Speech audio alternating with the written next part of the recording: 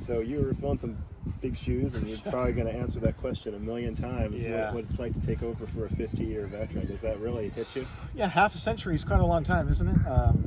I grew up listening to Joe on 49ers broadcasts, and that was the first football play-by-play guy I listened to. So it's kind of surreal. It's definitely an honor, and I know it's something where Cal fans are used to hearing him for so long. But I'm just hoping to be able to take the baton and keep running and try and keep that tradition alive of good quality broadcasts on here and covering the team the way that the fan base expects and should deserve.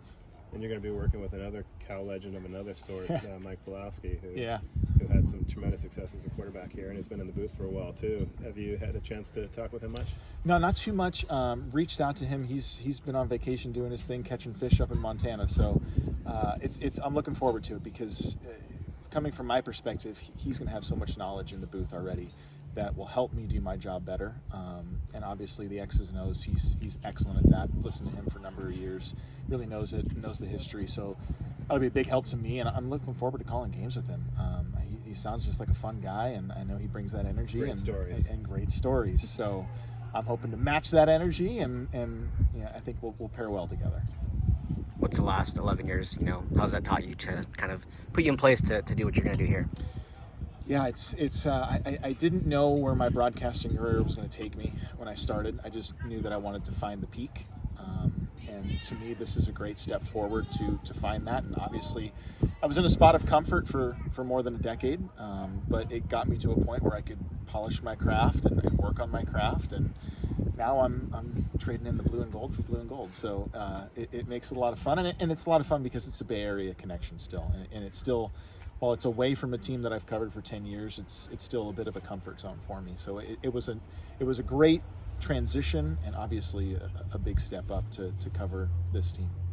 Did you have broadcasting aspirations growing up? I didn't really realize I wanted to be a broadcaster until I got to college. I knew I wanted to be in sports, and I got my first taste on the air, and then I didn't look back. I just couldn't get enough of it. So I was always a sports fan growing up, and especially in the Bay Area. We have these tremendous broadcasters, whether they're pro or college, that I was listening to. So I didn't know that for sure. But once I started, I didn't want to stop. So you might need to gargle with a little bit of salt water to get some of those Starkey low tones that he I don't know. over the years. I don't know. I might have to fit What a Bonanza in at some point, right? You got it. Yeah.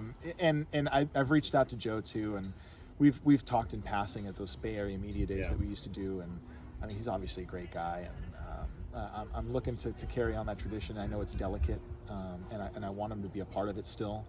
And, his name's on the press box, so we can't get him get past that. So I'm looking forward to talking with him and learning from him too. I mean, I'm about context, and I like that. And taking a new job, you have to build that context. And he's the wealth of knowledge that everybody knows and loves. So hopefully we'll have lots of conversations, and he can tell me lots of stories, and I can build that context. Appreciate it, guys.